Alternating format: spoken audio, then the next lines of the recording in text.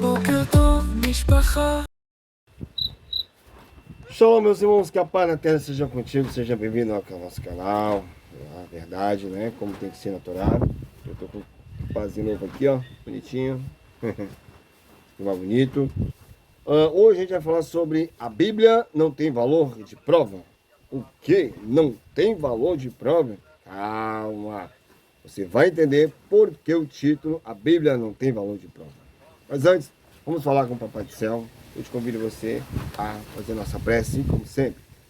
Shema Israel, Shema Eloheinu, Shema Hagarizim, Leitzahaf, Leitzah Behaim. Ouve Israel, o Eterno é nosso Elohim, o Eterno é único. Amarás o Eterno de todo o seu coração, de toda a sua alma, de todas as suas forças. Seremos as palavras que escritas no seu coração. Serás seus filhos diligentemente, andando pelo caminho, a deitar-te e levantar-te.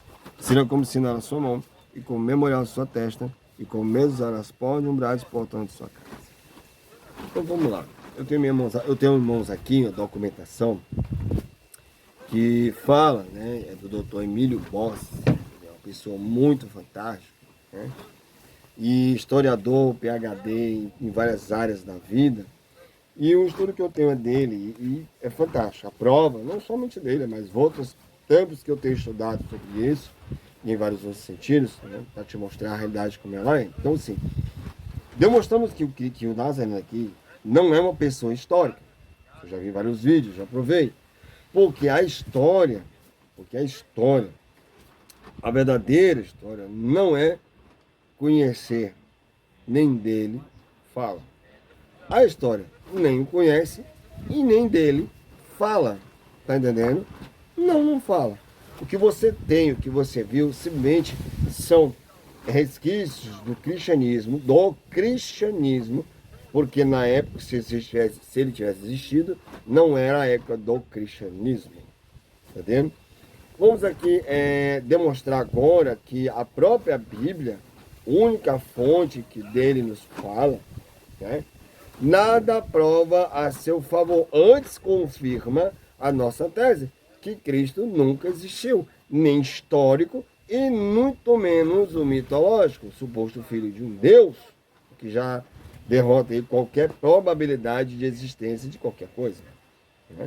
Você que guarda a Torá, que acredita no histórico, você está blasfemando contra o Eterno. Ah, eu acredito que ele existiu, etc., que ele foi um rabino, que ele foi não sei o quê. Ele não foi nem sequer um rabino, muito menos ou qualquer outra coisa.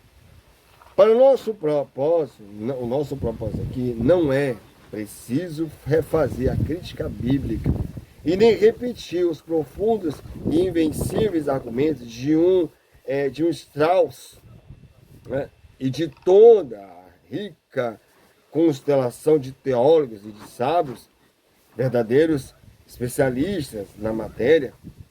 Basta-nos fazer com diversas, com diversas de uma inútil repetição de demonstrar que o exame mesmo superficial da Bíblia, ou só do Novo Testamento, que se ocupa, né, o Nazareno, não descobre a fisionomia de um homem, mas sim de um suposto Deus. Tá entendendo? Não de um homem, mas a galera chama ele de um suposto Deus. Eles dizem que ele é Deus na terra por causa do nome de Emmanuel, que é o Eterno na terra. Então, eles acham que ele era um Deus ou Deus na terra, como assim pessoas dizem. Não ocuparemos do Criador. Esses abandonamos as piedosas, como vou dizer, cuidado dos seus ministros folclóricos, da existência de um suposto Deus triuno, né, dos seus ministros, né, aqueles martelem a toda a hora. Né? Então é o seguinte, o que a gente quer falar o quê? Se bem que seja pequeníssima a parte do Cristo histórico, que quiserem salvar depois de terem destruído a rica cultura mitológica, né? Eu tenho aqui uma coisa para ler, que eu quero ler para vocês, olha só, dizer aqui, ó. Para uns, Cristo foi pessoa histórica, mais ampliada, até as proporções da lenda. Para outros, a lenda foi substituída por uma pessoa mitológica, justaposta à pessoa histórica. Para nós, ele ele é inteiramente mítico. A propósito, lenda e mito são coisas diferentes. A lenda tem sempre um fundamento verdadeiro e é humano, mas exagerada, tão inverossímil ao sobrenatural. O mito, pelo contrário, não tem origem em fatos verdadeiros, é apenas criado pela imaginação humana de uma suposta existência de alguém. Dos Atos e das Epístolas dos Apóstolos, né? Escolhemos aqui para demonstrar a inconsistência histórica do Nazareno. Deveríamos, como dizer, talvez começar por apenas por pesar a autoridade do Novo Testamento para ver qual valor de prova tem a respeito das, como vou dizer, das coisas que narram.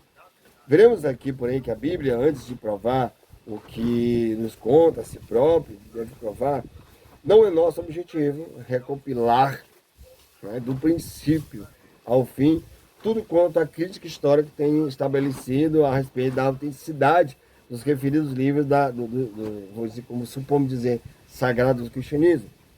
Quanto ao Antigo Testamento, basta observar que é tão pouco verídico e autorizado que tomou legítima hipótese de ter sido alguns séculos anterior, de ter sido a época assinalada para o aparecimento do cristianismo. Por exemplo aqui, Maurício Vernes, numa antivisão genial e muito convincente daquela dele, assegura que aquilo que os livros do Antigo Testamento narram são, em geral, de feitura sacerdotal e profética, sem caráter algum histórico do cristianismo, mas apenas simbólico e teológico. Ou seja, é algo que realmente é verdadeiro, mas em forma dos outros, não é. Se tal é o resultado da exegese bíblica, pelo que respeita ao Antigo Testamento, é lógico que tal consequência se aplique também ao Novo Testamento, pois este, que no princípio, ao fim, se apoia naquele, primeiro tenta se apoiar ele no assim chamado Velho Testamento, na Torá e no Taná. Estamos convencidos de que a crítica chegará um dia e confirmar a história, hipóteses, porque o que é dentro de todas as mais racionais. Por quê? Porque agora basta saber que um edifício bíblico ele se fundamenta todo em terreno duvidoso, interseco e vago. Vago.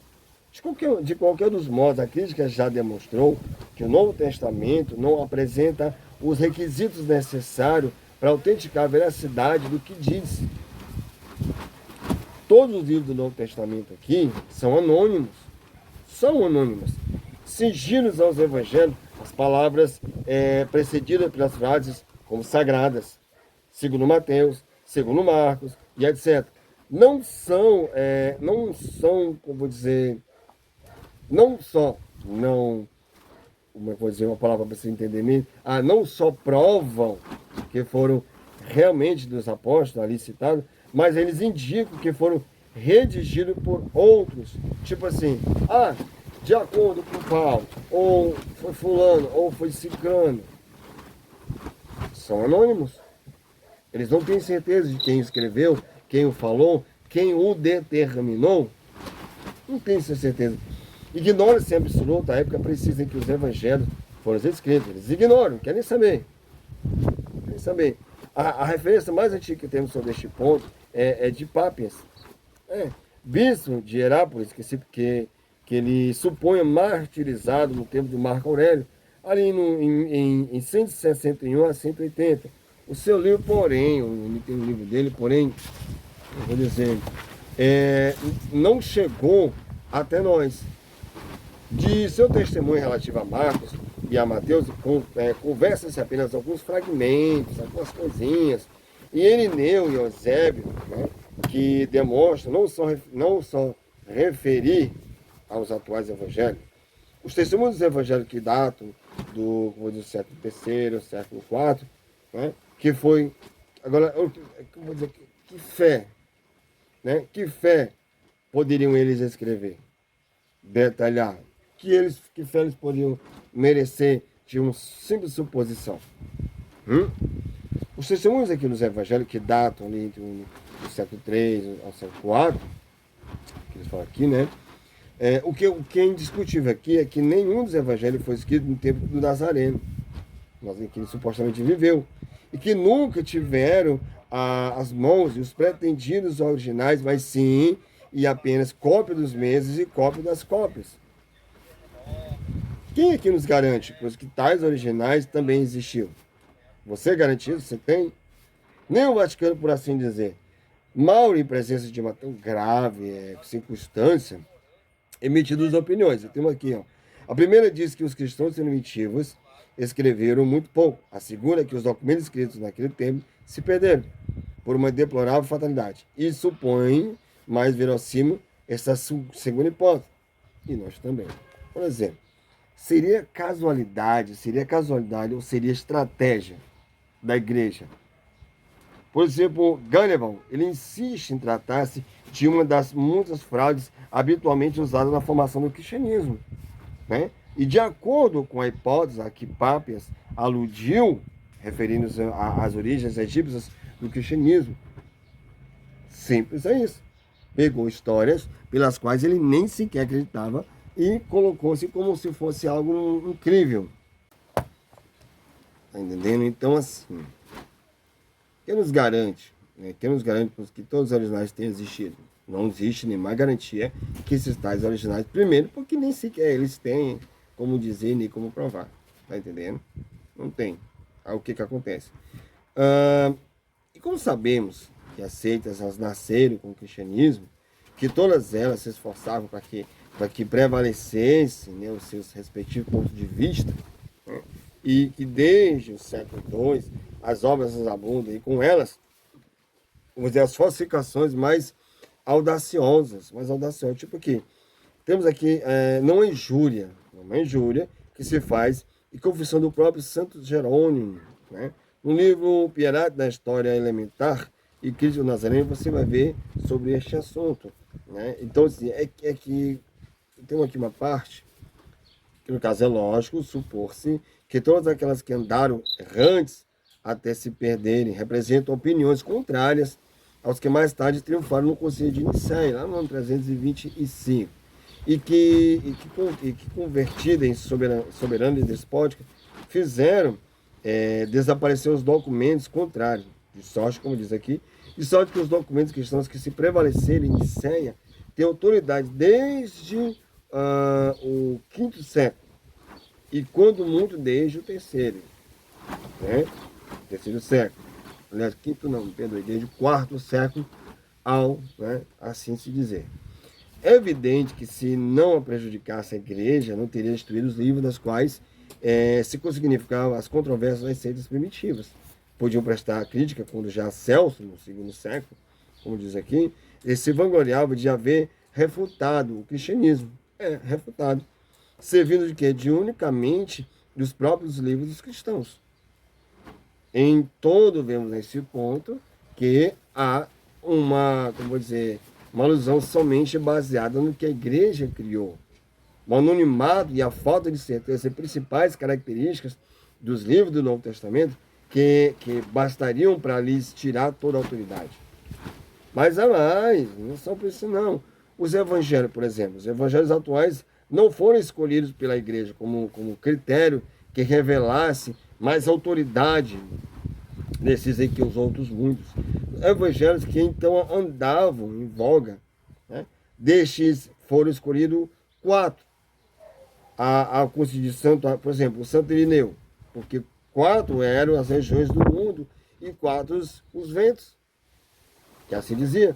E não é tudo. Antes do Concílio de Nicéia, a igreja e os próprios santos padres, que assim dizer, serviam-se indiferentemente dos evangelhos, que mais tarde foram declarados apócrifos. Por quê? Porque era igual a autoridade de todos.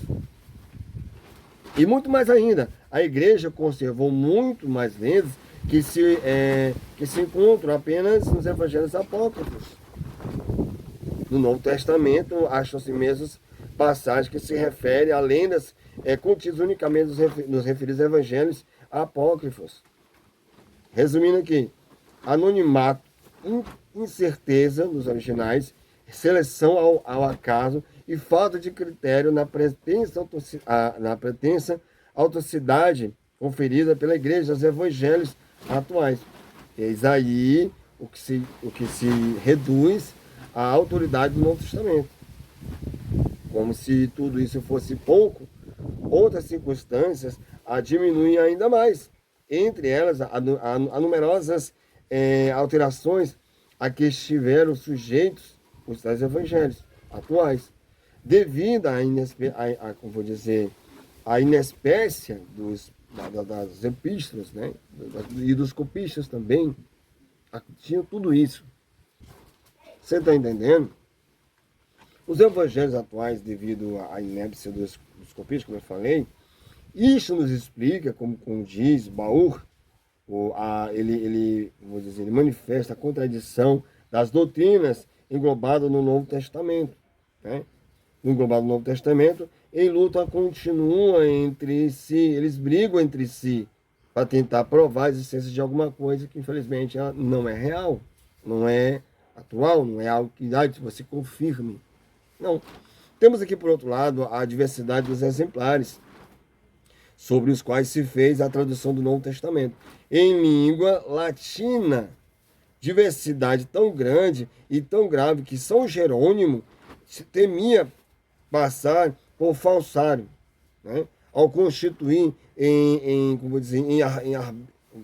arbítrio, né? Em arbítrio, ao constituir isso aqui, para escolher entre a profusão de tantos e tantos diversos exemplares dispersos pelo mundo.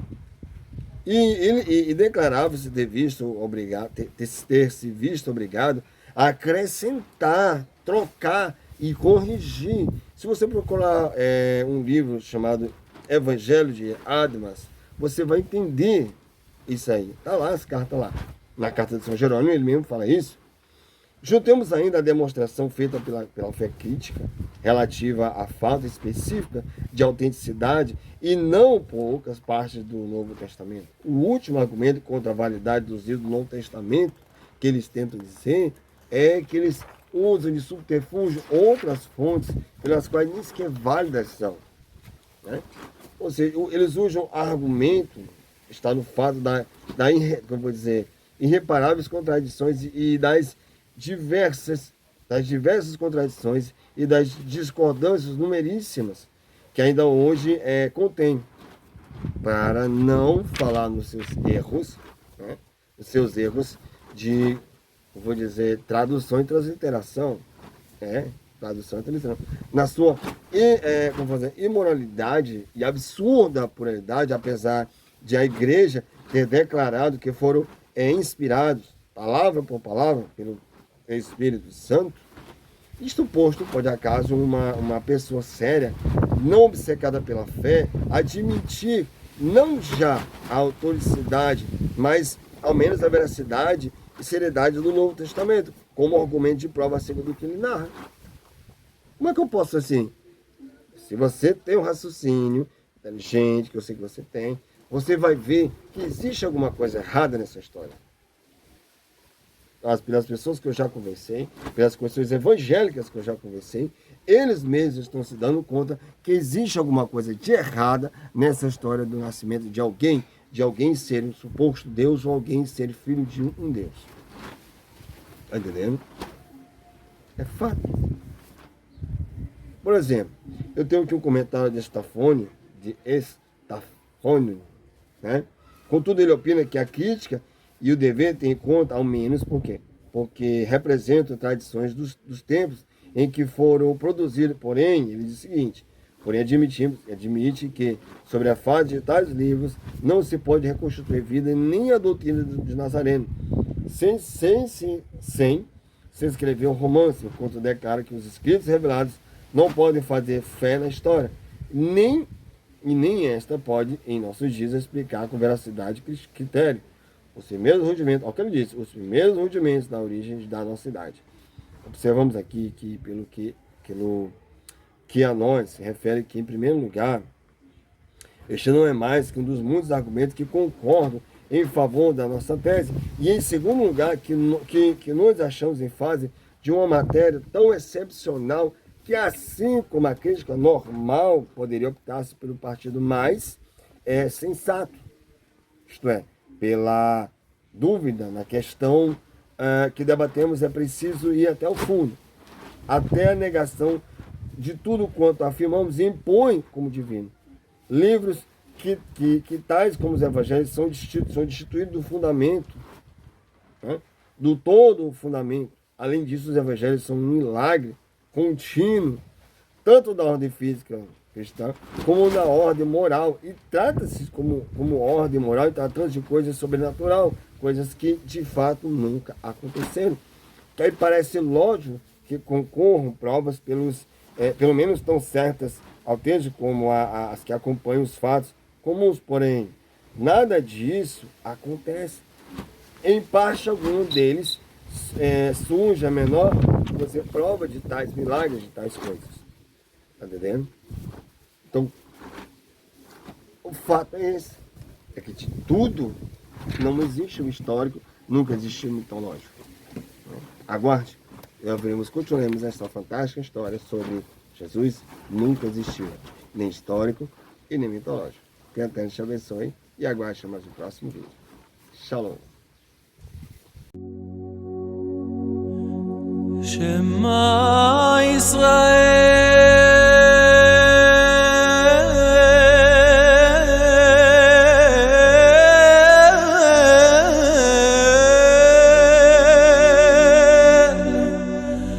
Adonai